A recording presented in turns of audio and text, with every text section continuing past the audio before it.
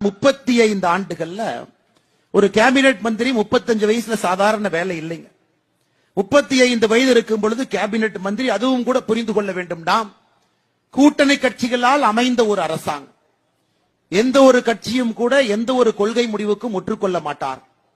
அதுல எவ்வளவு பெரிய லாபி, இந்த டொபேக்கோ லாபி அப்படின்னு சொல்றது கூடங்க, குறிப்பாக இந்த சிகரெட் லாபி உலகத்துல எந்த ஒரு வேலையும் கூட செய்ய யாரையும் விடமாட்டார்.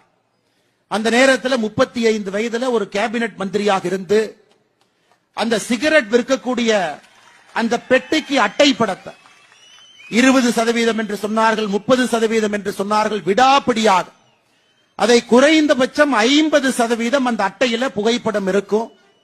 சிகரெட் பிடிக்க கூடாது என்கின்ற அந்த புகைப்படம் நாம் பார்த்திருப்போம். அந்த புகைப்படத்தை எல்லாம் பார்த்திருக்கோம்.